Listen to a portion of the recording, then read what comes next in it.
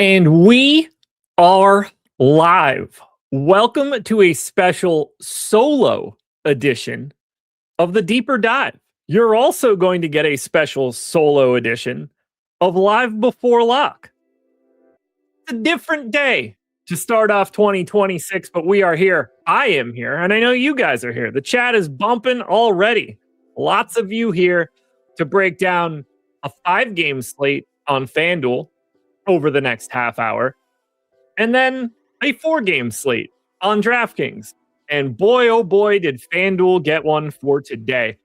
Unfortunately for us, DraftKings decided to not include this game, which is kind of interesting given the way this slate is set up for late swaps, where you have a game at 6, 7, 8:30, 10, and 10:30.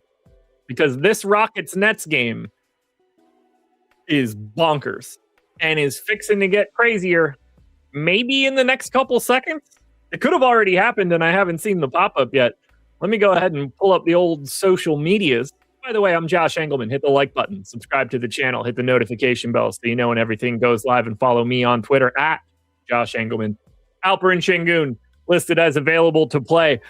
That was fixing to get pretty weird if he happened to be out, because Clint Capella out for the Rockets. Steven Adams out for the Rockets. This would have got a little interesting if Alperen Şengün happened to be out. On the Brooklyn Nets side, they're missing tons of people. Terrence Mann out. Michael Porter Jr. out. The Igor Demon out. Spencer off on a bunch of guys on G League assignments. So this Houston-Brooklyn game is something today. Or Miami and Detroit. I want to set the table first before we dig in. No Pell Larson for Miami. No surprise here. Tyler Hero still out. Everybody else for Miami is available for today. Karis LeVert out. Tobias Harris out. And we will get to that in a little bit. Philly and Dallas. For the Philadelphia 76ers, Joel Embiid is probable. Everything else is the typical Sixers you've been used to. For the Mavs, D'Angelo Russell is questionable. That does not matter in any way for this slate. They don't have any relevant injury news for today. Boston, Sacramento. Boston is the same team they always are. Sacramento, no Sabonis, no Levine. Finally, the Utah Jazz have thrown a bit of a wrinkle into today's slate and unfortunately have made it much easier for everybody to late swap properly today. Ooh, lineup alert for the Rockets. Thompson, Eason, Durant, Smith, Şengün, as if we didn't know that. The Utah Jazz are missing everybody today. No Ace Bailey. Elijah Harkless is with the G League team, as are the other dude, Tanjay. I don't know how to say that. Yusuf Nurkic, out. Kevin Love, out. Keontae George, out. Lauri Markkanen, out. Nonsense in Utah tonight. The Nets, this is relevant, will start Zaire Williams, Powell, Clowney, Wolf, and Claxton. Ooh. Okay. That's one way to do it. That is one way to do it. That is a Nets lineup for you. All right, let's get to the data, folks. I've got the data hub pulled up. I'm going to pull it up on the FanDuel side for right now. And I am just simply going to filter down to the Brooklyn Nets. Now, we will get a projections update shortly. But to set the table of where we were before, Danny Wolf, 30% owned on FanDuel at 4K. Drake Powell at 20%. We've got Tyrese Martin at 15%. And then it was pretty minimal. My guess is that we're about to see Zaire Williams take a little bit of a step forward in ownership with this starting designation. Now, he is not a very good per minute guy, 0.7, but guard forward eligibility will make him look a little bit more interesting. But look at the value on FanDuel, whether it's Danny Wolf at 4K, whether it's Drake Powell at 3,800, whether it's Tyrese Martin at 3,900, whether it's Nolan Traore at 3,700. None of that's fun. The Danny Wolf piece, I guess, looks the best. And now that he is in the starting lineup, that feels like the clear best option coming from Brooklyn. Yeah, Cody, you got it. You got it right on that one. You absolutely got it right on that one. There's also a little bit of ownership coming into the opposite side of this game on FanDuel, and that is 45% ownership to Tari Eason at 5,100. Small forward, power forward eligible. Now, a little bit of negative leverage here, but still 30+% optimal rate. Could realistically play more than the 25.5 minutes that we have here. And obviously, if you want to get to your Amin Thompsons, your Alperen Şengün's, your Kevin Durant's, don't let me tell you not to. But locking that in the first game isn't necessarily my favorite thing in the world. Eason, I don't really know how you get away from the value for him today. He is pretty significantly underpriced.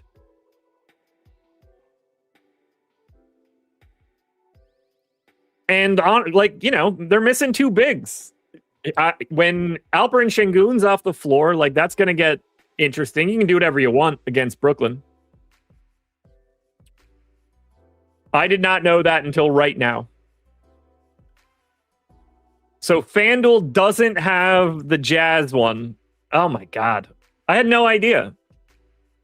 Why would they drop a 10:30 game but keep a 6 o'clock?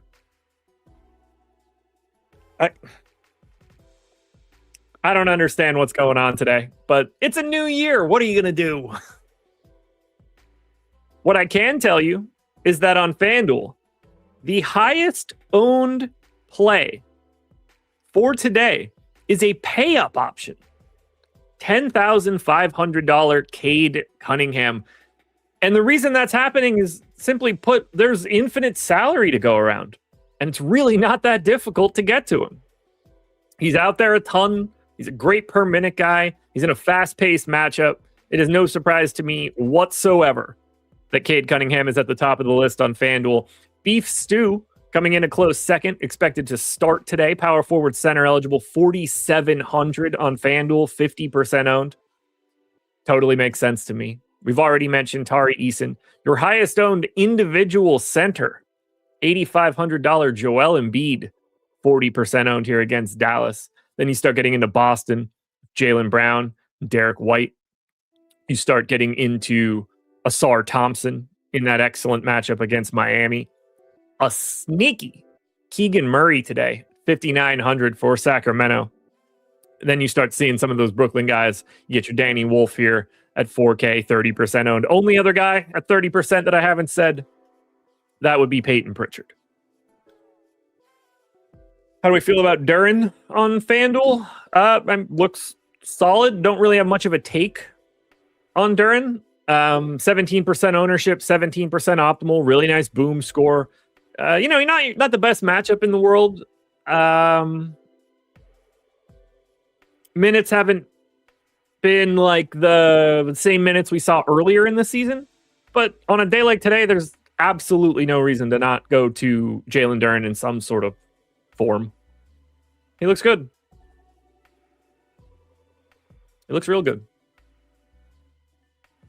I don't think the gap of 42% ownership to Embiid and 17 to Bam and Duren, it feels like a little wide to me. In particular, the Duren one. I don't think that Duren and Embiid are this different for today. That would be a pivot that I'd be willing to keep an eye on. I'm going to slide over to the DraftKings side now. If anybody has any FanDuel questions, obviously drop them in. This is going to be it's kind of a weird situation for Greg and I, because by the time Greg goes live at 6:15, FanDuel will have already started. DraftKings will be locking in 45 minutes at that point. So anything that I could hit on from a FanDuel perspective, happy to do so right now. I am going to cough first.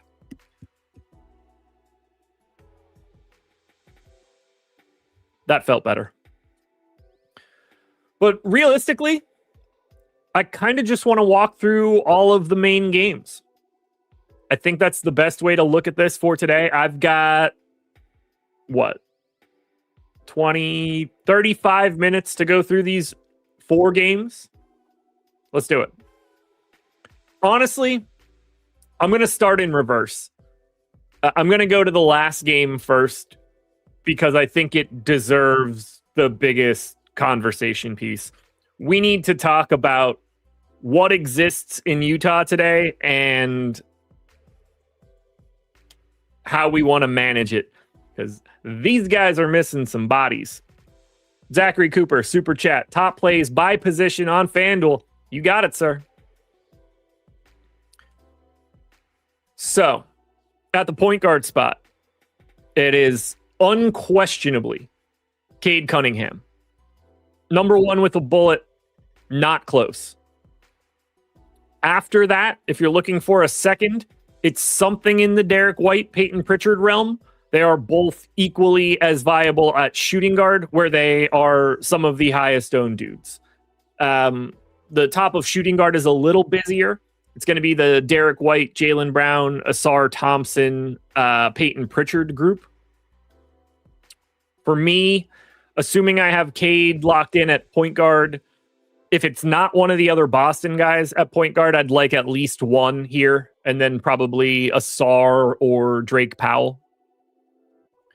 On the small forward side, it's absolutely Danny Wolf as the first dude. Has to be. And then whether you're playing him or Tari Eason at power forward, like you're getting both of those guys are in the mix for small forward and power forward. I do think Keegan Murray fits that same bill of being sneaky at both spots. Beef Stew is one of the few names that steps in at power forward that we didn't already talk about for the small forward side. He's 47% owned. He's right in that mix with Danny Wolf and Eason. And then center is Joel Embiid. Unless you're going to beef stew there or trying to get a little bit lighter on ownership, Joel Embiid seems to be the clear best individual center on FanDuel. Okay. Let's do it. The Utah Jazz. Has to happen.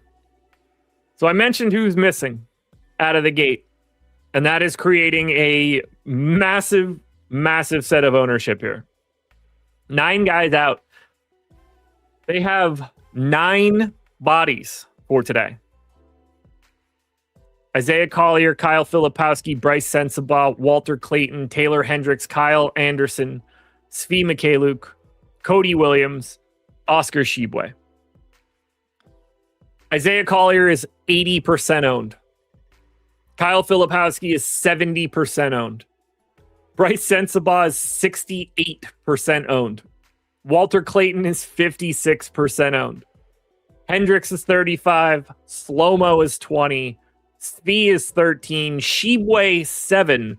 And Cody Williams just 1 because he sucks so bad. Just to total that up, because I haven't thought about it.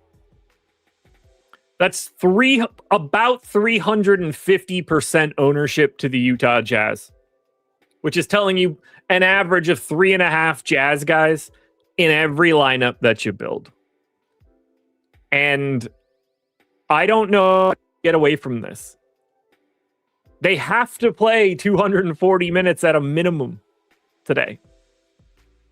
So as I look at the Utah Jazz, I don't really see what the path is to not having an absolute ton of these guys.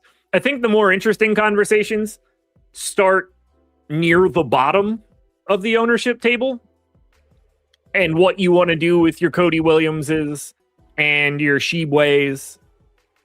Because Oscar Tshiebwe legit just never plays for Utah.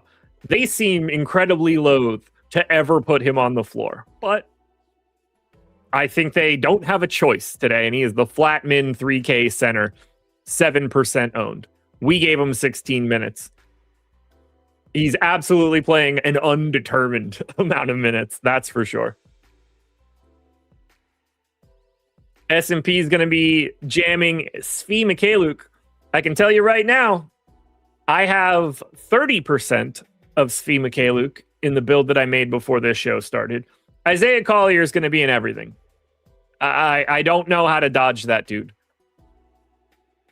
I mean, we have him with a 62% boom score. He's just going to play. They don't have there's so many minutes that that ownership is meaningless to me. That said, I would happily take even more of Walter Clayton at 3,500. One, I think he can just get more minutes. Two, he's better than Isaiah Collier. Like, full stop at this moment, unquestionably better in the NBA than Isaiah Collier. He's $1,000 cheaper. He's got an MPE. I am more over the field on Walter Clayton than anything I am for the Utah Jazz. To me, that's the dude I want the most relative to anything else. Because 3,500 is a next level stupid price for him. Now, this is not a fun matchup against the Clips, but I love the idea of getting to Walter Clayton a bit more. Similarly, I like the idea of getting to Taylor Hendricks more at 3,700. We got to remember, they liked him a lot. And this was a guy starting and about to get like real run for the Jazz and then broke his leg. Like, you don't get back from that quickly. Today, he's going to be able to soak up as much as he can at 3,700. Small forward, power forward eligibility and 36% owned. I'm basically 2xing Taylor Hendricks as well. Love Hendricks. Love Clayton. Do I love Bryce Sensabaugh? No. Certainly terrified of Bryce Sensabaugh. Don't know how you just avoid it, though. 4,900 guard forward eligibility, 67% owned. I'm right around the field. Filipowski's going to play as many minutes as he can before he either fouls out or can't run. He's going to have every opportunity to just be out there. Right now, I'm right around the field. I don't see a ton of downside in Filipowski other than just general not playing well. The fact that you can put him in at power forward is massive. But S&P mentioned it before. I think a 13% Svi Mikhailiuk at 3,400 is super duper light in the ownership department for someone that could easily play more minutes than what we have him projected for. And then Kyle Anderson, to me, is like the scariest guy in the world. You never know when he's going to play a ton. When he gets out there, he's down for like an 8-8-8 game, and that's going to blow the 3K price tag clean out of the water. Realistically, the only guy that I don't want for Utah is Cody Williams. Now, to be fair, 1% ownership to Cody Williams is nuts. Now, I think it'll be higher by default. You know, even if it comes in at 5, that's low. Now, he stinks. He might actually be the worst player in the NBA. I got to look it up. Let's see who Darko says it is. I know he's going to be in the mix. Jeff Green. Okay. There's a lot of crappy names on there. Yeah, negative 3.2. So he's knocking on the door of that bad list. Where does Dunks and Threes have him? Let's just say he's one of the 20 worst players in the NBA. I think that one feels safe. He is dead last on Dunks and Threes in EPM. The literal worst player in the NBA.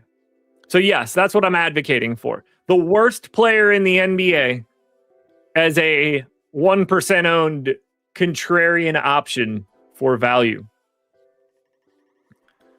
I would rather play Oscar Tshiebwe than Cody Williams, because Oscar Tshiebwe is 3 Kyle Filipowski fouls away from playing a couple extra minutes. But when it comes to Utah, I don't know how to get away from it, because it's bigger than like, this is a bad spot or these guys aren't good plays. 3 of their 9 guys are above 4K. Everybody else is sub 3,900. Everybody else is sub 3,700. So you want to find your best combination of Collier, Filipowski, Bryce Sensabaugh. Get, maybe like 2 of those 3. That's fine. Everybody else is too cheap for you to really care all that much. I have a ton of these guys, and I want to. The interesting piece is the opposite side of this. Because of all this value that we have, we are also projecting 50% ownership to Kawhi Leonard and James Harden. And I love it. Because if you're going to have that much Utah, you certainly want something on the opposite side. I think that's pretty easy to understand. Now, you probably have a preference between Kawhi and Harden. It doesn't feel like you get both of them going Nuke City. Doesn't necessarily even have to be that today. I tend to prefer Harden to Kawhi, $500 cheaper. We have pretty significant negative leverage on Kawhi. When I ran my sims, I got more Harden than Kawhi. I don't want any of that to sound like you shouldn't play Kawhi. He is 40% optimal today. He's projected for 51 fantasy points, and he's optimal 40% of the time. Even if there's negative leverage, he is still one of the most optimal plays of the day. Am I a little worried the Clippers could blow out? No. No, I am not. Realistically, I hope I have everything in this game because of the way that late swap works. There's no downside to having too much of this and changing up your lineups at 8:30 and at 10 o'clock. This game is perfectly set up for you to have ultimate flexibility all night. And then realistically, what you're playing in this game is a function of how the rest of your lineup has done to that point. It's pretty meaningless right now to think about what you like from the Clippers and what you like from the Jazz. It's just get it all now and then figure it out later. For example, let's say you had some contrarian options go crazy in your first 2, 3, 4 spots of your lineup heading into this game. If you've already locked down like really good contrarian plays, then you're going to be okay with soaking up a lot more of the chalk and those top Utah guys and the Kawhis and Hardens. Maybe you didn't have that sort of experience and you're trying to save that lineup. Then you're probably getting away from some of that chalk in Utah and getting to those lower owned guys on the opposite side. Your Svi Mikhailuks, your Kyle Andersons, your Sheebways, your Cody Williams. There's a push-pull here in that this game only matters once you know what's going on in the rest of it. Heading into lock, as far as I'm concerned, you can't have too much of it. Now, there's nothing else really coming in for the Clippers. Brook Lopez is at 5,300. He's 9% owned. The next highest owned guy on the Clippers is Chris Dunn at 3. So there really is just a line. It's clearly Kawhi and Harden. Lopez is solid. And then it all goes away. I don't see it any differently. I don't have much interest in the rest of the Clippers. They're not particularly great per minute guys, and I think the minutes will be spread around. My focus is Kawhi and Harden. If I have any Brook Lopez, cool. Doesn't matter much to me. I wanted to hit that game first because, for obvious reasons, it's a bit of a monster. But you've also got to make some decisions for Boston and Sacramento in the game before that at 10 o'clock. Now, realistically, there's not a ton of ownership coming in here. And even more specifically, there is no ownership coming into the Sacramento side. Derek White, Neemias Queta, Jaylen Brown, they're all about 15% owned. Pritchard is at 10, and no one else is owned here. This is another spot where, like, again, I don't mind having a bit more with this being the third of 4 games, or at least in the FanDuel scenario, this is the late night hammer for you. So I'm a bit over the field right now on Jaylen Brown. I'm either with the field or over the field on Queta and Pritchard. I happen to be a little bit lighter on Derek White. That's not much of a take for me. Big Hugo game. I would love it to be. Today's not going to be a day I have him, so I'm sure he'll play 30 minutes. But I don't know how you confidently go to Sacramento. I find Keegan Murray to be the most interesting, just because, I mean, there was a time 2-3 weeks ago where he was playing 38, 39, 40 minutes. If it's competitive and he does that, he will be criminally underowned. I just don't know if we have any confidence that he is or can do that just yet. But we don't know for sure. But ultimately, this is not a game getting a ton of ownership. Now, obviously, 450% of ownership plus. It's probably closer to 5 when you add it all together. 5 out of every 8 guys are coming from the Clippers and Jazz. So, like, nothing else is going to get any ownership. Can I do that? Can I do does not contain? I can. So if we just take out everybody that isn't Utah or the Clippers, I guess that doesn't work the way that I wanted it to. Team does not contain Utah and does not contain Clippers. Perfect. Nailed it. So this is what the ownership looks like on DraftKings if you just don't pay attention to Utah and the Clippers. There's nothing here. 2, 4, 6, 8, 10. There are 10 guys on the entire slate outside of the late game that are north of 10% in ownership. Most of them are pay-ups. Embiid, Cade, AD, Duran to a degree. Derek White to a degree. Jaylen Brown, Cooper Flagg. Because we have infinite money to get to those sort of things. So that's why you're seeing massive ownership to Embiid, to Cade, to AD. You don't have anywhere else to spend it. Now, I do think that makes guys like Tyrese Maxey at 9,500 significantly more interesting on a day like today. Because we're talking about a guy with a 24% boom rate. Like, yeah, is this a great matchup? No, but we can pay up for Maxey easily. It doesn't become much of a chore, and that is a way to get different if you're eating a ton of chalk today. I look at it the same way for, like, Khalil Ware, Bam, Paul George at 6,800, Norm Powell at 7K. These guys, everybody that I just named is sub 10% owned. And most have decent enough boom scores. Now, right now, I got a little bit more Jaylen Brown than I probably would have expected to. I've got a ton of Anthony Davis. Because he just feels so simple to get to.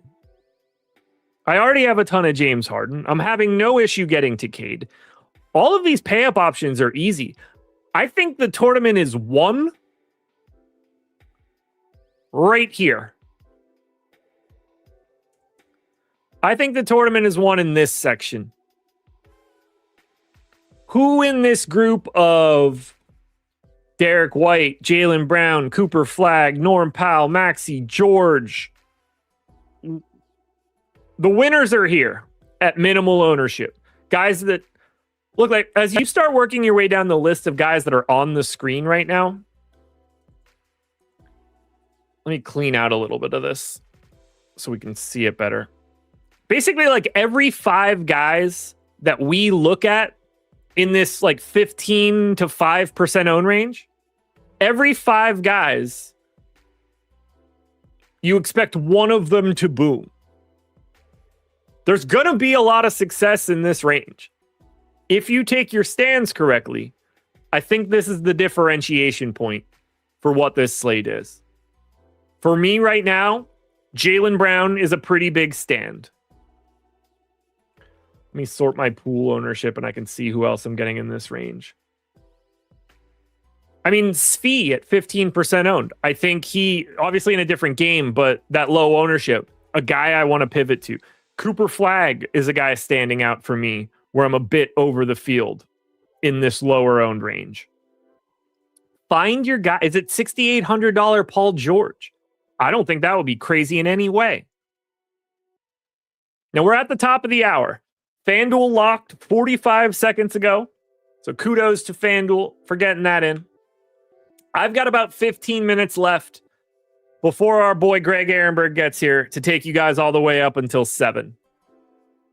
I do want to remind you guys it would be awesome if you would download Tails.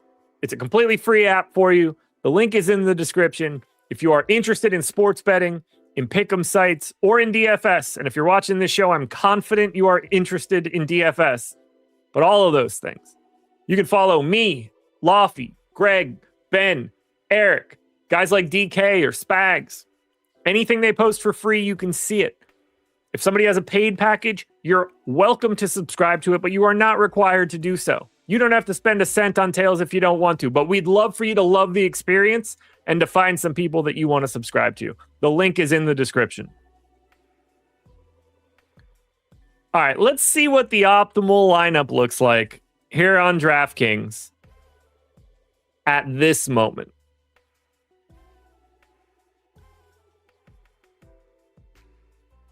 So, optimal lineup on DraftKings using our projections right now for Utah Jazz.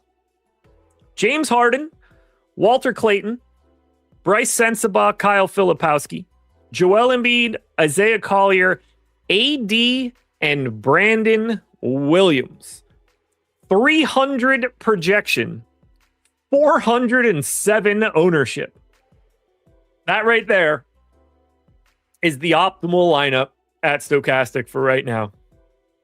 And boy, oh boy, does that eat so much ownership. That's a big... 407 is a pretty big number for a 4-gamer. If we just simply put 5% randomness, I want to see how much just 5% randomness can move ownership. Well, this time we moved it up, which is pretty incredible to do, especially with a 3% owned Jaden Ivey in the lineup. Can we get this like sub 400 with a little bit of randomness? Starting to feel like the answer is no.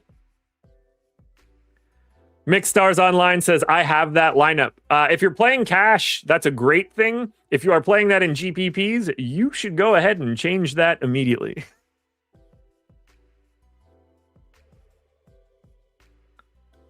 Ooh, 359 ownership. We take a big haircut. We get Peyton Pritchard in. But we also had to cut 11 fantasy points off of that lineup. I'm very curious to see what the sim ROI looks like. Yeah, -3. Not surprised.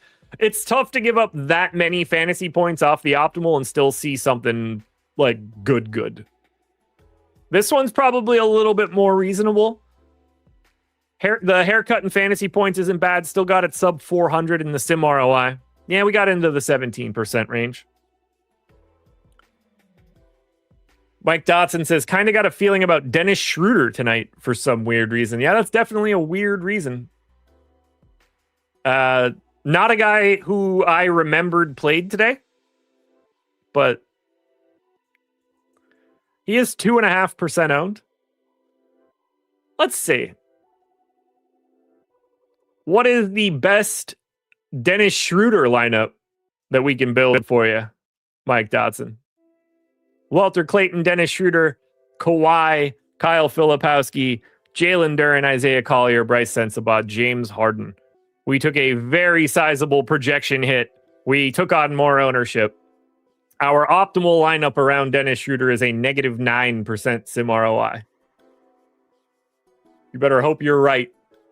Otherwise, it's going to be tough. It's going to be very tough. Guys, you got any questions for me? I'm going to check Discord out, see if I've got anything there. No, I do not. Nothing. All right, YouTube chat. It's up to you guys. What do you want to see? Hell, let's run a full contest. See what the top 20 lineups look like on DraftKings right now. Favorite forward play for Miami.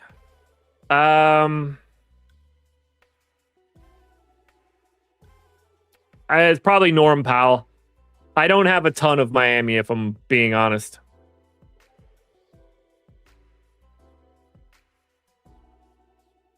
Realistically, it's either Powell or Hawkes. All right, so I'm running a full contest in the Stochastic Sims. We'll favorite some of the top lineups, and we'll take a look.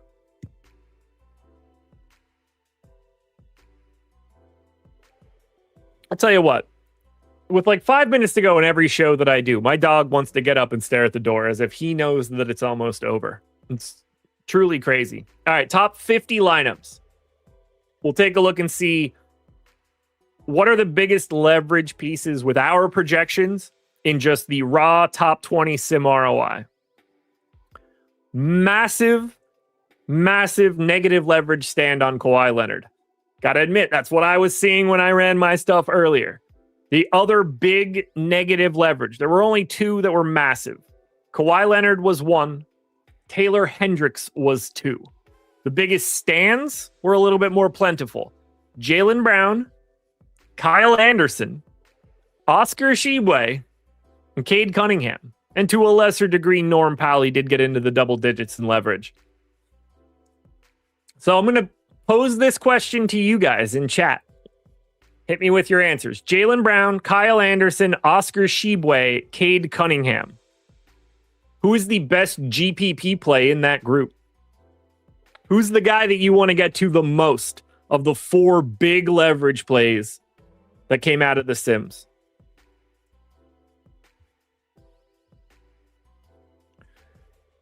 For me, I think it's Tshiebwe, and that's gross. You got to be like real bad if the Jazz don't want to play you, and they don't ever want to play him. And they'd rather play Kevin Love. Do with that how you will. All right, let's see. Jaylen, Cade, Brown, Slow-mo, Cade, Flag, Cade, Anderson. That's a pretty decent split. I'd say Cade was probably like the main one there.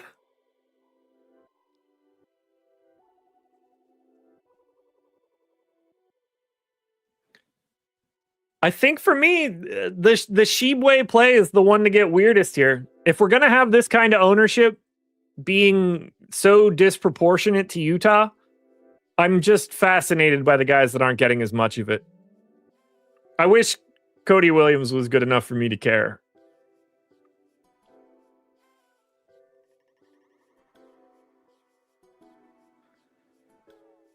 The Cade piece to me, him being in there, like, he's already 34% owned. Realistically, I'm happy to have whatever I can get because I just think there's that much salary around that being over on someone like Cade just becomes simple.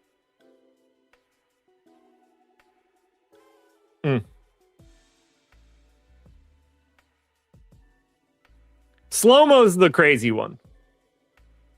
That dude could play. They could not play him today and play 8 guys. I'd be like, yeah, of course they did. Or he could play 34 minutes off the bench and have like a 15-15-15 triple-double, and I'll never understand what. I'll wake up to find out that it happened. He'll be the PRA leader of the day or some stupid nonsense. There's just no way to ever know what Kyle Anderson is going to be. That dude has been an enigma for basically all of the time that he's played. The Jaylen Brown piece and the Cade piece to me seem simple. I want to get weird with Tshiebwe. Pause. Gangrene, I love what you just said there. Because I think he might be the most unspoken dude on this slate. We didn't get him. in the Sims. And obviously it's busy in Philly right now with Embiid, with PG, with these guys being healthy. But on a day where we can kind of pay for anybody, Tyrese Maxey does feel like he's being ignored in a way that he shouldn't. And maybe that's just because all of the other pay-ups are equally as talented, but just more cost-effective. But at 9.5, for what we have here today, he really is on an island. I mean, Jaylen Brown's not getting as much ownership as the rest of these guys, but it's still more significant than the 9.5 that Maxey's getting. And it's just not going to cause your lineup to be all that difficult. Is he the most point per dollar-y guy that you can get to? No. But we have plenty of those today. And that's not to invalidate the Cades today, but I see Tyrese Maxey sitting there next to Kawhi Leonard and a 55-10 ownership disparity. I get it on the Kawhi side because of when that game is, but it does make me more interested in Tyrese Maxey. All right, Joseph Pulliam just sent the super chat. Did not include the message. I'm going to see if you actually just ask your question in there and I'll see it. If you're looking for a hidden gem, I think it's Simons. Oof.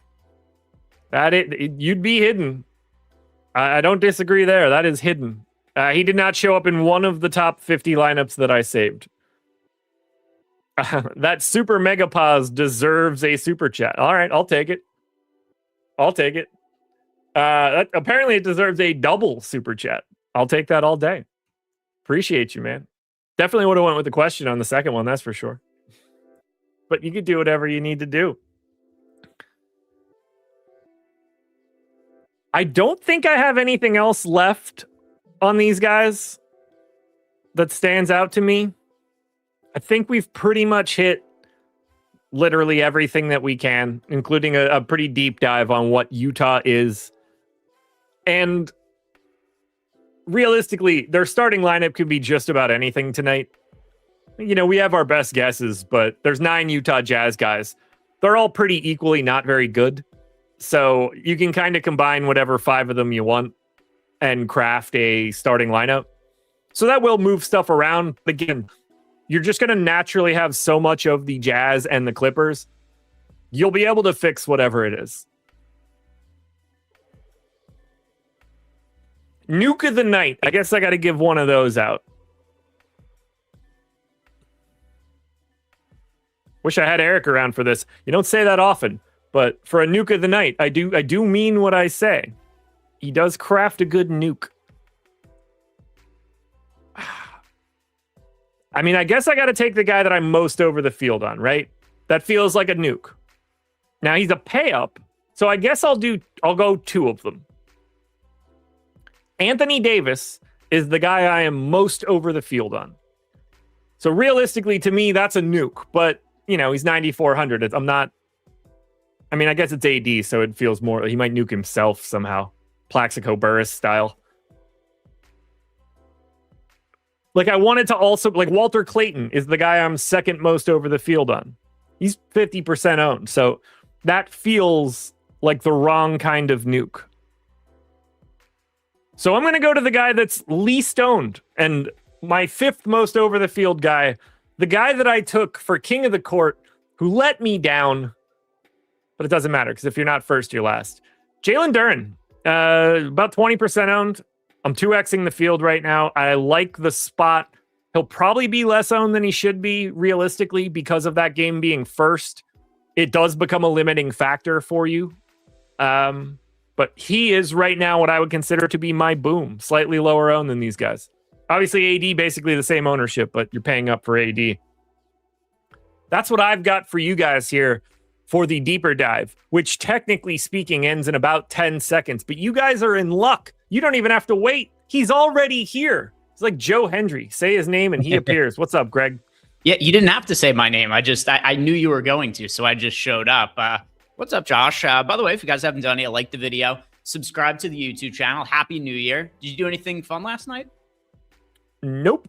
We had two people came over. We cooked dinner, played some games for a bit, and I went to bed at 10:30. Although, hold on, give me 1 second. You'll like the story. I don't know much about. I forgot that I was going to hear you, so I don't have my AirPods in. So, apparently, my neighbor to my right, the house sold a couple months ago. It has been completely empty the entire time. We think somebody bought it to use it as like a rental property or something. Last night, or right before I'm going to bed, so around 10:15 or so, I look out. I come upstairs. I look out my bathroom window, and all I see are blue lights. And I was like, I wonder if they set up like a checkpoint or something in front of my house because it's a relatively heavily trafficked area for today. Turns out somebody broke into the neighbor's house last night, and they were policing the situation.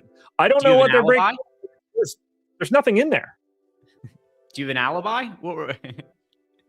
Oh yeah, I mean, everybody was just on my front porch watching the cops drinking wine. But yeah, I have no idea. Apparently somebody broke into the neighbor's house. It is a completely empty home. That's got to be so disappointing if you're a robber. You plan it out, you scope out the place, like, all right, here's a good spot. You finally break in, probably been mapping it out for a couple of weeks, and there's nothing there to steal. No upside. Hasn't been anybody. No one's lived there for 6 months. Morons. That's all I got. Enjoy your live before lock, brother. Happy New Year.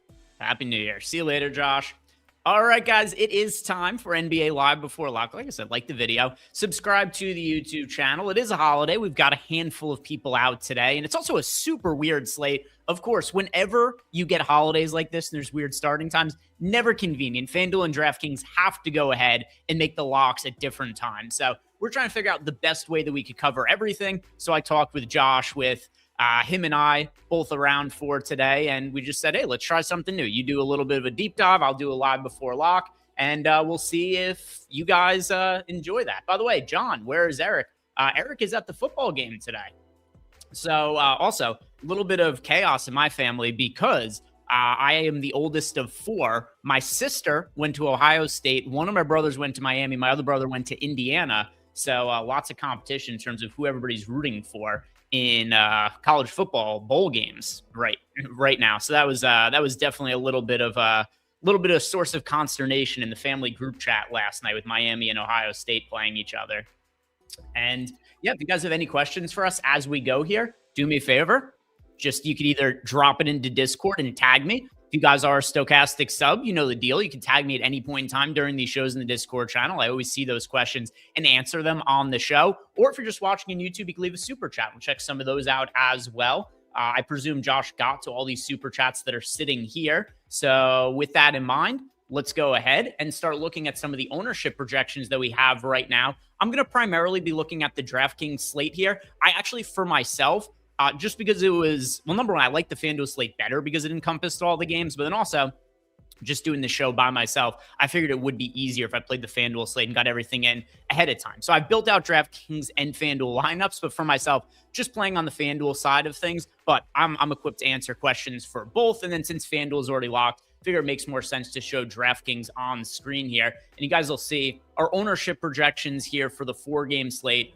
We have as the chalk on the slate right now, Isaiah Collier. We got him projected for 85% ownership. Now, I don't think he's actually going to be 85%. I think he's going to be the most popular player on this slate, but probably closer to like 70%. We do see on some of these smallish size slates where there's guys who project just astronomically well on a points per dollar projection. It makes these guys show up way over-owned in our projections because it's from a standpoint of like, based on the data, this is what these guys should be owned. But then you get a lot of people in the field who don't play as much of these crazy good points per dollar plays as they should. So anyway, Isaiah Collier projected for 85% ownership. He's probably going to be somewhere around 70 or so. We've got Kyle Filipowski at just around 70% owned. We've got Bryce Sensabaugh just under 70% owned. Then Kawhi Leonard, Walter Clayton Jr., James Harden, all of them just over 50% owned. Now, you guys might be asking, why so much ownership going to the Utah Jazz? Well, if you're listening to Josh talk, then you probably know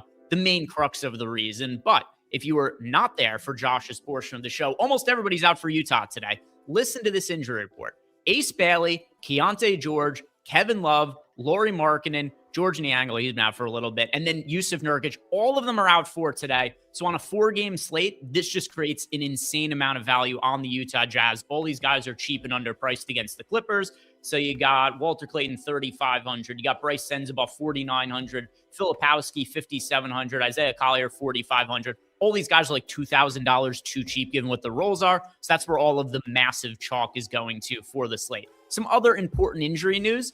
We don't have anybody who's really questionable as of right now that matters. D'Angelo Russell's questionable, but he's kind of been phased out of the Dallas rotation at this point. But your other injury report situations here, Ivica Zubats is also out. Zach LaVine remains out. We've got for Dallas, like I mentioned, D'Angelo Russell, questionable, but whatever. He's kind of fallen out of favor there. Then if we get to some of the other games, Miami, Pele Larson is out. You got Tyler Hero out. And then on the Detroit side of that game, Tobias Harris is out. You've also got Karis LeVert out for today. So that's a little bit of a groundwork there for everything that we have on the injury reports. Now to your guys' questions. I see we've got one here from Bergboy2446. He wants to know, who are the top plays at each position on DraftKings? Sure. So I'm going to answer this a couple of different ways because there's so much pronounced chalk that I want to go over for you guys. One, the guy who is the most popular option that I also think makes for a really good play. But then I'll give you guys a contrarian option too, because there's also just going to be a bunch of Utah Jazz guys. So at point guard, Isaiah Collier, but he's a 1,000,000,000% owned. So not really giving you anything all that unique or interesting as an option. If I'm looking to go a little bit off the board with somebody who is a little bit more contrarian at the point guard spot, Tyrese Maxey at $9,500. So as far as Maxey goes, we've got all this value on the slate. There aren't that many guys to pay up for. We know that Maxey's ceiling is incredibly high. So if I'm going to get a little bit different at the point guard position, pay up for Tyrese Maxey. At shooting guard, all right, what do I want to do with shooting guard? I mean, the chalk option here is going to be Bryce Sensabaugh. If we're going to go a little bit more contrarian, Norm Powell. I still think Norm Powell makes a little bit of sense here. While we do have Bam Adebayo back in the mix for the Miami Heat, Tyler Hero remains out. So Norman Powell, shooting guard's a really shitty position. So that's one of the reasons also on top of just the value on the Utah Jazz guys, just the scarcity of the position. We've got, look at the ownership at shooting guard. You've got 67% ownership to Bryce Sensabaugh, 56% ownership to Walter Clayton, and just nobody else is pulling any ownership at the position. So anybody other than those two guys is somewhat contrarian. Norman Powell, somebody who I get overweight to the field to, so I'll give him out as an option there.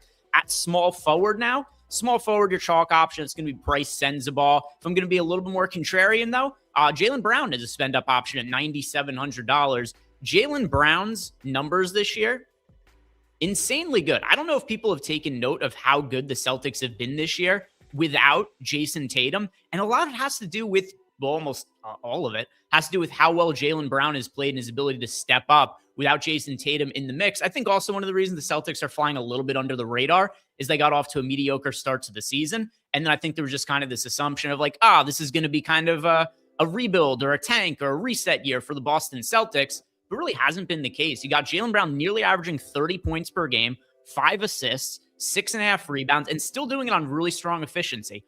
51, 37, 78 shooting splits. So if I'm going to be contrarian, I'm going to spend up for Jaylen Brown at small forward. At power forward, your chalk option, it is Surpriser, another Utah Jazz player, and Kyle Filipowski is the guy I get the most exposure to at power forward. If you want to go a little bit off the map, this is a really uncomfortable click because it's gone poorly almost every time he's drawn any kind of ownership.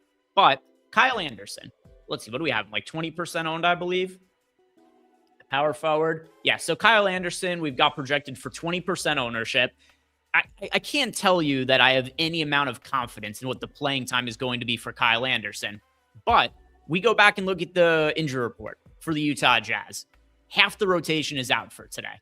It doesn't mean that Kyle Anderson has to play minutes, because many times in the past, we have thought that Kyle Anderson was going to play extended minutes on not as much on the Utah Jazz this year, but previous years, whether it was on Memphis or other stops of his career. Kyle Anderson has been a popular guy who just didn't end up working out on a lot of slates. Minutes didn't end up being there for him. So I don't think the minutes are guaranteed, but there's the opportunity for minutes for Kyle Anderson at min price, and he's only 20% owned. I think he serves as a decent pivot option off of some of the more popular Utah Jazz players. At center, that's also going to be Kyle Filipowski for me.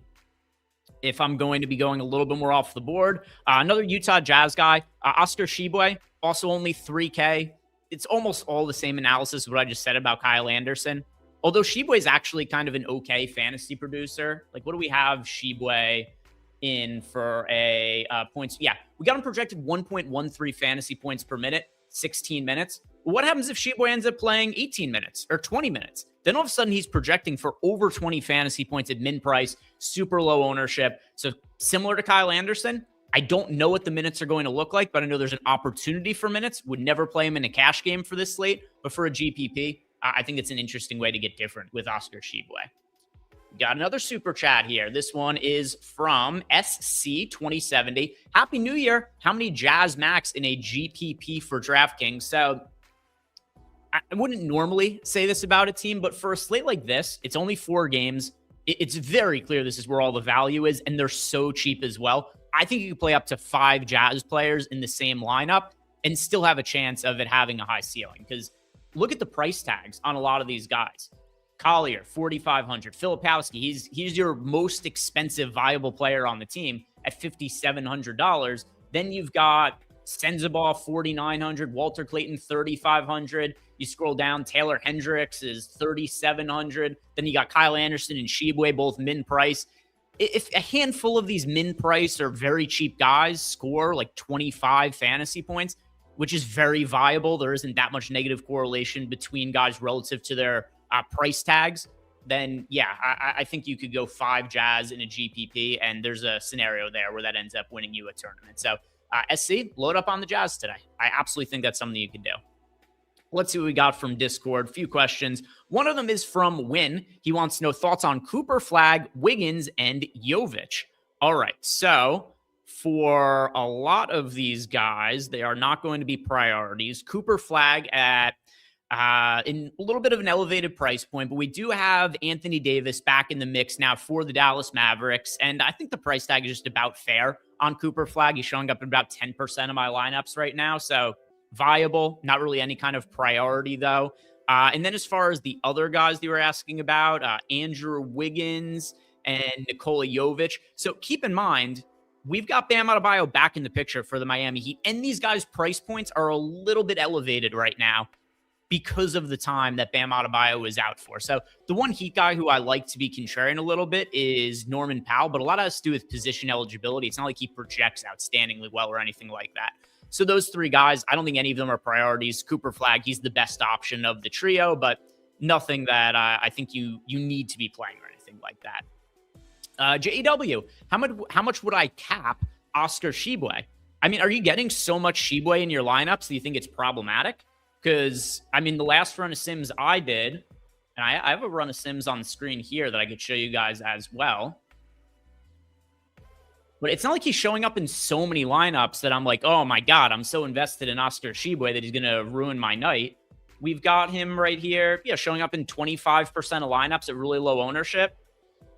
I don't think that's an issue. I wouldn't go back and be like, oh, I have to cap Tshiebwe at 18% or something because he's showing up in 25% of lineups. Now, if you're doing something where Tshiebwe is showing up in like 70% of your lineups, then yeah, that's a little bit of a different story. But the amount I'm getting out of him coming out of the Sims, I don't think is any kind of issue at all. I guess here's one thing that I should add to this, though, is we have no clue who's going to start for the Utah Jazz today. Maybe they start some like super insane lineup and Tshiebwe ends up in the starting unit somehow. Remember, we did see him start. When was that? Or at least what was the scenario with Tshiebwe? I'm trying to remember. There was a weird, was it he was announced as a starter and then didn't actually start? Or was it the other way around? I'm trying to remember this right now. Let me go back. Oh, I remember. All right. So there was the game Oscar Tshiebwe. I recall now. Oscar Tshiebwe, it was reported that he was going to start, and then he not only did not start, he played 0 minutes in that game. So we don't know what the Utah Jazz starting lineup is going to be for today. It could be kind of anything. But there was the one game this year where we thought he was going to start, and I do think that there's a chance he lands in the starting lineup. Obviously, if that ends up being the case, just jam him in as many lineups as possible. One thing that is nice about the start time for the Utah Jazz game being the 10:30 p.m. Eastern time, final game on the entire slate, is we should be loading up on Utah, and that's going to give us all the flexibility to make any kind of changes to news as it comes. It's not like we're locking in these guys right at the top of the slate. If this was a 7 p.m. start time, then I would be a little nervous to play like 5 Utah Jazz players or have Tshiebwe in like a massive amount of lineups. But when it's the last game on the slate, we've got the flexibility to swap. So I don't think you have to do anything to limit the amount of exposure you get into the Utah Jazz guys. Just play them, and if more news breaks in favor of other players throughout the night, then you'll late swap. You'll end up getting off of some of those Utah Jazz guys anyway. Yeah, and JW followed up that he was going to start, but then didn't start and DNP'd. Yeah, and that was, like three weeks ago? Something along those lines. But yeah, I remember there was some kind of weird scenario. It took me a second to recall exactly what it was. Larson says, thanks for putting out content on New Year's Day. Absolutely, no problem. FanDuel single entry, Maxey or Cunningham on FanDuel. All right. Let me go and look at the FanDuel lineups that I have built out. Who did I get to more of? Between Maxey and Cade Cunningham, I have more of... I landed on more of Cade over on FanDuel. Actually, I have a lot of Cade over on FanDuel. Not all that shocking because he is projected for 60% ownership. So I do have more of Cade relative to ownership, though. I think that Maxey is a pretty good pivot off of Cade. So it does depend how chalky your lineup is otherwise. But like, if this is a cash game question, Larson, just play Cade. If this is a lineup that's you've got all the chalk in it, then maybe you could differentiate with Maxey a little bit. But Cade in general as the guy I think you want to be going with there. See, we got another super chat here. We've got Mamone, Sanson, Calzone. Can you prioritize the Jazz players for a DK GPP and who's the best spend up tonight? Happy New Year, Stochastic team. Absolutely. Absolutely. Okay, so in order of exposures that I have to the Utah Jazz guys, by the way, starting lineup for the Heat with Bam back here, we got Mitchell, Powell, Wiggins, Adebayo, and Khalil Ware. All right. So Jazz players, priorities. Okay. So there's going to be tiers to this. So tier 1 is Isaiah Collier. He's the highest priority player on the entire team. If you guys remember from the data, we have Isaiah Collier projected for a ton of ownership, but very much warranted. At his price point, at just kind of a tier of his own. Jam Isaiah Collier today. Your next tier of players, that's going to be Bryce Sensabaugh and Kyle Filipowski. Also, really good chalk options, but they're not guys who show up in nearly everything for me in the same way Isaiah Collier does. Your next tier of guys from the Utah Jazz, these are going to be a group of a good chalk option in Walter Clayton for value, and then a couple of pivots for lower ownership in Kyle Anderson and Oscar Tshiebwe. Trying to think if there's anybody else who I want to throw in here. I'll add, I guess, Taylor Hendricks in that tier as well. That's how I would tier them. Tier 1, Isaiah Collier. Tier 2, Bryce Sensabaugh and Kyle Filipowski. Then you got tier 3. I'll have that as Kyle Anderson, Walter Clayton, Oscar Tshiebwe, and Kyle Hendricks. And then favorite spend-up option overall on the slate.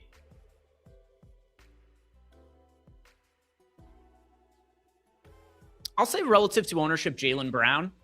Let me see. Did we get... Looks like we had a recent ownership projection. Let me see if anything's changed here. Because if not, Jaylen Brown was not crazy popular for us. Jaylen Brown... Yeah, we've got Jaylen Brown project for 14% ownership. So in terms of just who projects best, like, yeah, that's going to be Cade. But, I mean, look, we've got Jaylen Brown, 14% ownership, 19% owned. I get overweight to the field to him. So relative to ownership, Jaylen Brown is going to be my favorite GPP spend-up option for the slate. Happy New Year's to yourself as well. Mamone Samson Calzone. Appreciate Appreciate the support and the super chat. Einsteinium, did I make any groups for the Utah Jazz today? I did not. I do think it's something you could do. Like if maybe you don't want to play Shibwe and Kyle Anderson together because you don't want to have too much of the guys with kind of like unknown minutes together. You think they're a little bit negatively correlated. You could. But we got the question before where somebody asked about how many Utah Jazz players is viable to play in a lineup. They're very cheap. I don't think there's anybody who's so negatively correlated that it's almost impossible for them to have a big game together. So I wouldn't want to do something like, oh, I wouldn't want to make a rule that prohibits me from having Filipowski and Shibwe in the same lineup. Because what if Shibwe plays 15 minutes and scores 22 fantasy points? Like, that's not going to kill the opportunity for Kyle Filipowski. So I understand where you're coming from, Einsteinium. I think it's a good question. But because it's a 4-game slate and there's so much value on the Jazz, I don't want to make any groups to try to prevent me from getting any kind of combination of players. Win wants to know thoughts on Peyton Pritchard for today. So for Pritchard, solid. Like Jaylen Brown, I get overweight to the field to him. I think he's a good contrarian GPP option, but not somebody who shows up in a crazy amount of lineups. I've got him in about 20% of lineups with 10% ownership right now. Shout out to J-Rock. J-Rock in the chat says, thank you and Stochastic for helping me crack my wins this week. Keep them coming. So I can't share what J-Rock posted in Discord, but he had some good wins lately. He won the Minimax the other day. So that was... Let me see if I could find that message from him. Yeah, I'm pretty sure he won the Minimax the other day and had a handful of other top GPP wins as well recently. So, J-Rock, shout out to you. And for everybody else, don't forget that if you do play DFS with the Stochastic avatar and finish top 3 in a GPP, just tweet at us at StochasticHOF, email support, and get yourself a free month of The Sims. So there is no downside to playing with the Stochastic avatar, but there is some upside. So take advantage of it. Take advantage of it. Let's see if there was any other questions for us here. And yes, M. Grizzly wants to know, is Collier a lock button guy? And Sims are going to be underweight to the field. Underweight to the field to Kawhi. My bad. Didn't see that the Kawhi part was on another line there. All right. So is Collier a lock button guy? I have been north of 90% of lineups now, but not 100%. If I was playing 20 lineups, Isaiah Collier would be in all 20 lineups for me. Over the course of 150 lineups, he's a really good play, but not quite a lock button. Close to it. He's the closest thing to a lock button on the slate. If you did play 100% of him, I wouldn't fault you for it. I've got a little bit under 100%, but a lot of them. And then Sims getting him underweight to the field to Kawhi. What are my thoughts on that? He's very popular at 55% ownership. We've got him, you'll see here, 57% owned now, 41% optimal rate. Is he the most negatively leveraged player on the slate in the Sims? Let's say, or in the Boom Bust tool? Yeah, by a lot. So it's a scary guy to be underweight to the field too. Finally healthy, playing a full allotment of minutes. Clippers finally starting to look a little bit better. No Ivica Zubats. That seems to have sparked a little bit of better performances out of Kawhi as well. But think of it this way. Remember I was talking about Jaylen Brown before? Look at our projections at the small forward position. Jaylen Brown's projecting for 49 fantasy points. Kawhi's projecting for 51 fantasy points. So on the surface, you'd say Kawhi over Jaylen Brown. But Jaylen Brown 14% owned, Kawhi 56% owned. Look at some of the other options on the slate too. Cade's 33% owned. James Harden comparably owned to Kawhi Leonard. Jaylen Brown lower owned. You got Anthony Davis 21% owned. Tyrese Maxey 8% owned. It is less to do with who projects the best as much as what is the ownership of Kawhi Leonard. And there's just pivots that could be made here. Instead of paying up for Kawhi Leonard, you could pay up to Jaylen Brown. You could pay up for Tyrese Maxey. And these guys, while they do project slightly lower, they're so much lower owned than Kawhi that I think they're giving you a pretty good leverage spot on the field just by getting a significantly lower owned pay-up option. So I understand why that's what the Sims are doing, getting us underweight to some of these guys. I don't think you want to fade him outright, but I think it makes sense to cut into some of that Kawhi exposure, allocate it to Jaylen Brown, allocate it to somebody like Tyrese Maxey too. Carson, favorite low owned spend ups to differentiate yourself. Okay, this is pretty much the thing I was just talking about by coincidence, but Jaylen Brown and Tyrese Maxey. Jaylen Brown barely over 10% owned, Tyrese Maxey under 10% owned. That's a really reasonable way to get off of Kawhi Leonard, differentiate yourself in a single entry. Go ahead and make that pivot. And all right, that has us all caught up on questions from Discord. I'll show you guys some of the other leverage spots that we have here, and then I'll do a nuke of the night for you guys as well. Maybe also an exotic player of the night. Why not? All right, so we are coming in with massive negative leverage to Kawhi, which we touched on. Taylor Hendricks is another one. So of all the Utah value pieces, I'm pretty sure he is the only one who's low priced that has a significant negative leverage score. All right, ownership on the Utah guys. Positive leverage on it. This is, I mean, look, Isaiah Collier, we got him projected for 85% ownership and positively leveraged. Kyle Filipowski, 71% ownership, positively leveraged. Bryce Sensabaugh, 69% ownership, positively leveraged. Then you got Walter Clayton Jr.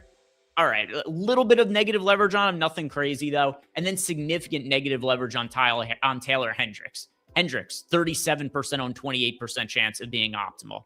So as far as the Utah Jazz guys go here, if I'm going to be underweight to one of the value options, it would be underweight to Taylor Hendricks, and then instead getting to some of like Kyle Anderson, Oscar Tshiebwe, Kyle Anderson being 18% on, Tshiebwe being 5% on. That's a way to get a little bit different with the Utah Jazz value and get off of a pretty popular Taylor Hendricks.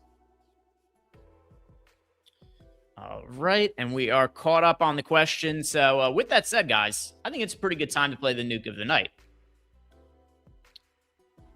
Do you agree? I hear yes. I hear yes from you.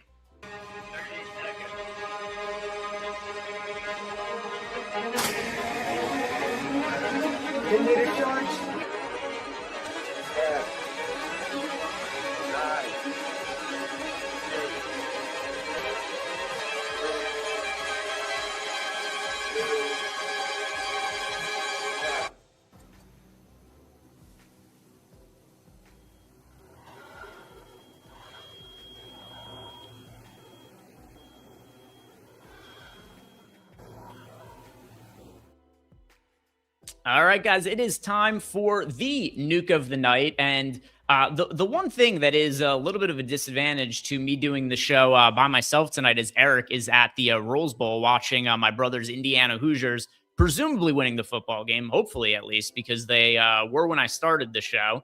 And they are, let's see, what's the score of the game against Alabama? They're up 31-3. All right, so they're going to win. They're safe.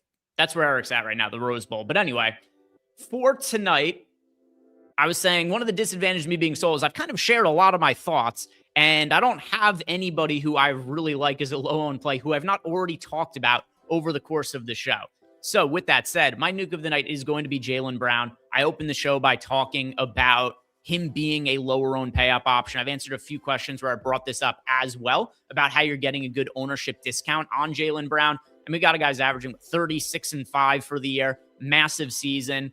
And now we've got all this value on the Utah Jazz, and the field is consolidating to spend up for the same handful of guys. Kawhi Leonard, 57% owned. James Harden, 50% owned. Joel Embiid, 38% owned. I want to find some pay-up guys to be contrarian with. One of them is Jaylen Brown, also Tyrese Maxey. I'll go with Jaylen Brown officially over Tyrese Maxey. Although one thing that's also nice about Tyrese Maxey, if you play him at single-digit ownership, is you're getting yourself leverage off of a 38% owned Joel Embiid. But give me Jaylen Brown as my nuke of the night. Get different with them. Spend up in some GPPs. All right. Let's see if there was any questions that we got while we were doing the nuke animation there. Well, I'm kind of curious to hear from you guys. What is it that you guys have for your own nuke of the night? If you guys have some as well, because I see here we got Stochastic saying that Lopez is his nuke. All right. You're going with Brook Lopez today. We have seen some big games from Brook Lopez. I think the biggest issue with Lopez is kind of twofold. First, he's been priced up to $5,300 at this point. Obviously, a great matchup for him against the Utah Jazz, but also a good amount of opportunity cost because of how much the center position is loaded today. I mean, we've got Kyle Filipowski with center eligibility. We've got Joel Embiid. We've got Anthony Davis. And then you got some other guys in here as well, pulling some ownership like Jalen Duren. You've got lower owned guys and Kyle Anderson and Keita. So I think the biggest issue I would have with Brook Lopez just going to be a little bit of opportunity cost there. Strike a Lot says Wiggins been smashing. Yeah, but keep in mind that some of those really high upside games for Wiggins came when the team was a little bit more banged up, and you've got Bam back in the mix for them now. So it is a different scenario for Andrew Wiggins because you had Bam Adebayo miss 2 games, came back last game, but only played 21 minutes. Now you got Bam playing and presumably playing in a full allotment of minutes. So that is definitely going to cap the upside of Wiggins a little bit relative to some of his other recent games. Jeremiah, where's this Detroit starting lineup at? Hopefully Stewart starts. Well, good news for you. We just got that starting lineup, and it is Cade Cunningham, Duncan Robinson, Asar Thompson, Isaiah Stewart, and Jalen Duren. So we've got that starting lineup, and we've got Isaiah Stewart in the starting lineup for Detroit today. So why is he starting? Well, Detroit, like not quite to the same extent as Utah, but they are banged up. Tobias Harris is out today, and Karis LeVert is out. So you got 2 guys who, in Tobias Harris, a starter, and then Karis LeVert, one of the higher usage bench guys who also plays a decent chunk of minutes. So you are missing 2 key rotation players from the Detroit Pistons. Isaiah Stewart back in the starting lineup, and we've seen some big games out of Isaiah Stewart this year. We had the game where he was, like 8% owned, and I think Eric had him as a nuke of the night, the very first start he got this year, and he had a massive ceiling game. And overall now we've seen how many starts for Stewart? 1, 2, 3, 4, 5, 6, 7 starts for Isaiah Stewart this season. And in those starts, he's played 25 and a half minutes, 29 minutes, 26 minutes, 9 minutes. So that was a game where he got injured, 32 minutes and 34 minutes. So his more recent starts haven't been quite as robust for playing time as some of the earlier ones, but still 25 and a half minutes, 29 minutes, 26 minutes in the last 3 starts. And then also as far as fantasy production goes this season, over a fantasy point per minute, Isaiah Stewart's playing about 22 and a half minutes per game and scoring 23 fantasy points per night. So you got a guy who just over fantasy point per minute, playing an extended role in the starting lineup. So we've got Stewart in tonight for 26 and a half minutes and 25.89 fantasy points. Yeah, he's pretty solid looking. Let me just check to make sure I've got the most recent projections on screen. Pretty sure I do. I'll double check just in case. And Stewart, yeah, 26 and a half minutes, 26 fantasy points. I think there's a little bit more upside than downside in that playing time, but Stewart's very solid today. Not as good of an option as the Utah chalk, obviously, but still pretty solid looking for it today. From Discord, Win has a 2v2 question. All right, so let's see. He has for us Pritchard and Wiggins or Jaylen Brown and Javonte Green. All right. Pritchard and Wiggins or Jaylen Brown and Javonte Green. I don't really like Wiggins all that much today. Javonte Green's a pretty thin option too. Let me check my exposure to Javonte Green on FanDuel. Yeah, I mean, he's not showing up in lineups for me. D'Angelo Russell officially out now. Not going to change projections massively. Hasn't been a huge part of the rotation. All right, here's what's tough, Win. Jaylen Brown's by far my favorite option of all those guys. I don't like Javonte Green today, though. Then I think Pritchard and Wiggins are both okay, but pretty marginal options. Can you get a different value option than Javonte Green? Do you have to play Javonte Green to make the salary work? I'll say Brown and Green, but I don't like getting to Green today. We've got Green in for 22 minutes, 17 fantasy points. It's a very thin play. It helps you get to Jaylen Brown if it's needed. Okay. But not somebody I really want to be rostering. Let's see. Who else did you guys have for your nuke picks? Who did you guys go with? You've got...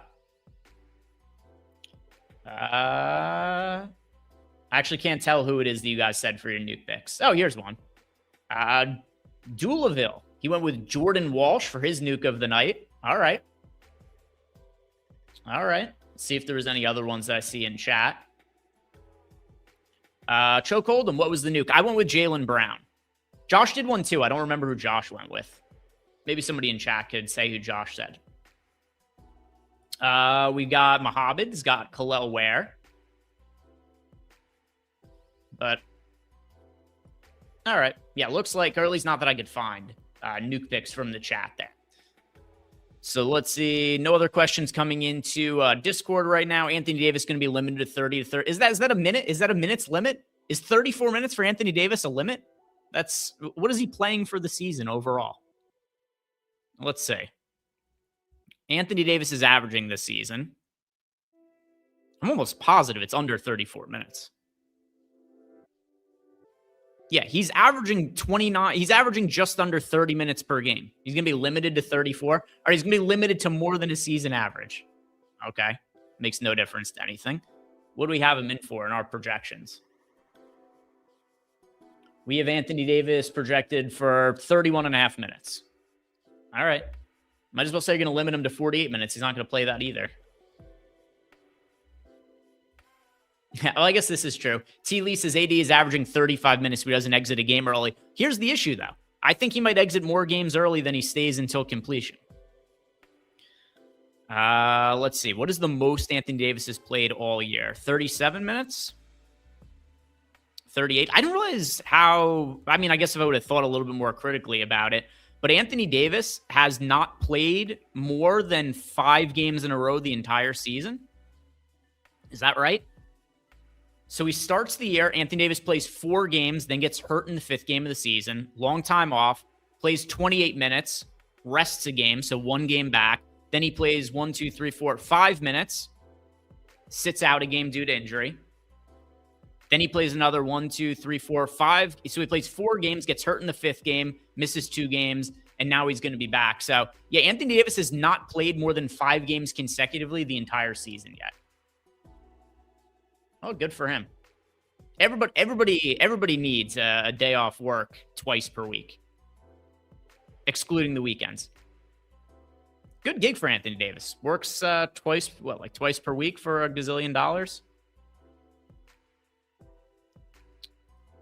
Some other questions from chat here. We've got Don Maj. Just because this is something that I think is a pretty interesting talking point here, is for a lot of you guys who are only going to be playing one lineup. I did mention I like for the Utah Jazz, I like Kyle Anderson and Oscar Tshiebwe as contrarian options to get off of some of the chalk. If I'm going to be picking one of these guys, just one of them to play, if you guys are building out, just one lineup for yourselves, I'm going to go with Kyle Anderson.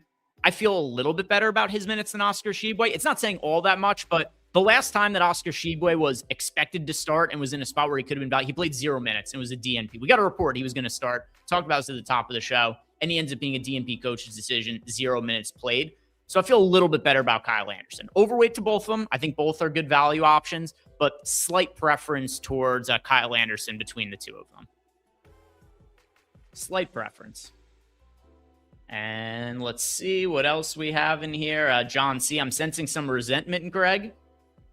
For which? For Anthony Davis? Not really. I mean, I'm just kind of speaking what I think are facts. I didn't say anything that was incorrect about him. He hasn't played more than 5 games in a row. If I said he was playing 7 games in a row, it'd just be factually incorrect. I'm just giving you guys the facts and information.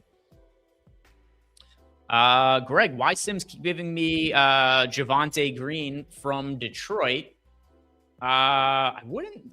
Did we do a projections update that had him projecting like super well? Let's see. I mean, what is, like, how much of them are you getting to here? Because we've got him projected for 17.5 fantasy points in 22 minutes. If he showed up in a lineup or two, that's not the end of the world, but I would be really surprised if he was showing up in some sort of massive amount of lineups for you. Like, what's the percentage that you're getting? Because when I go over to the lineups I built out in the Sims here, how much of Javonte Green was there? Yeah, I mean, he showed up in 0 lineups out of 150 that I favorited. Let's see if I favorite 300 lineups. Does he show up in any? My favorite 300 lineups. He still doesn't show up. How much room are you getting to?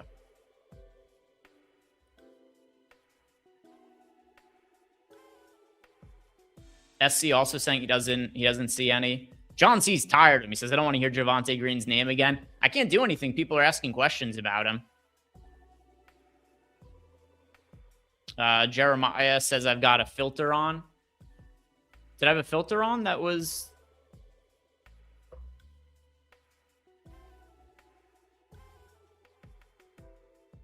there. Yeah, my bad. Yeah, you're right. I did have a filter. Okay, he was in 1 out of 150 lineups. Still not very many. But yeah, that's my bad. I didn't realize that filter was on there. Either way, though, I would be really surprised if anybody's running the Sims and getting to a massive amount of Javonte Green. Super chat here. We've got one from Nicholas Barrett. $4,100 left on FanDuel for a shooting guard or small forward. I apologize to John C, who asked me to not talk about Javonte Green anymore, and then immediately super chat asking about Javonte Green. All right, so you've got $4,100 left on FanDuel for a shooting guard or a small forward. Is Javonte Green the best option? All right, let's go back to the data hub and just look at all the guys around that price range. $4,100 left, shooting guard. Who projects the best? You've got... Oh, for FanDuel, right? It was FanDuel? Yeah, FanDuel. Okay. So shooting guard on FanDuel.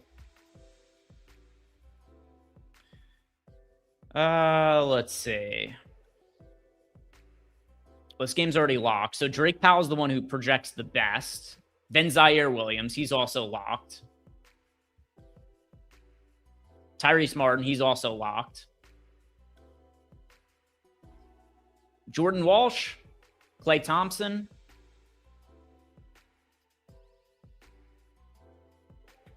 Yeah, I'll say between those two, I prefer Jordan Walsh a little bit to Klay Thompson. It's a very thin range.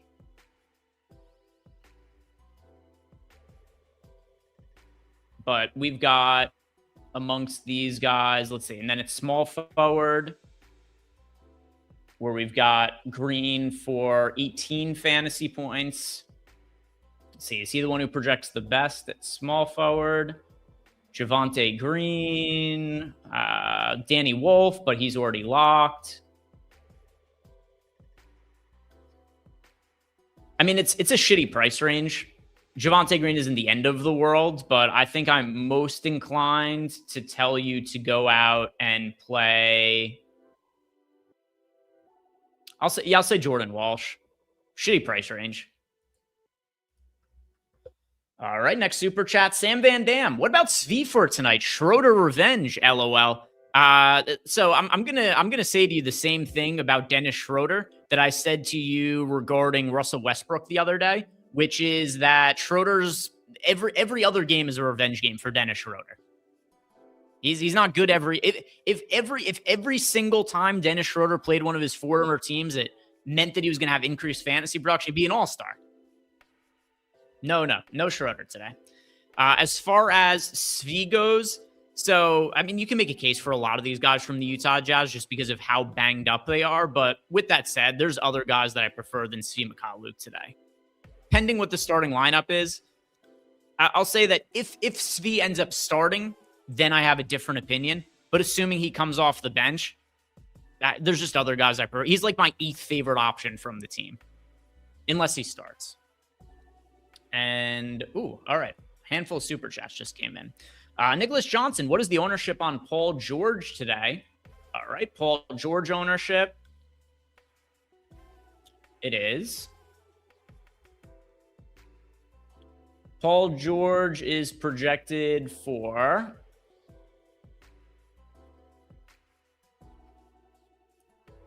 how much ownership? Just under 10% ownership for Paul George. JB Hughes, why do the Sims like Brandon Williams?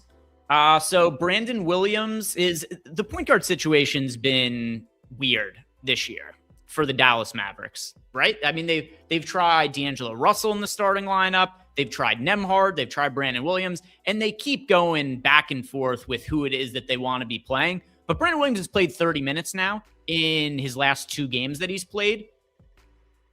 At least it's going to change again based on the trends that we've seen with the Dallas Mavericks. But for right now, it looks like Williams is their guy.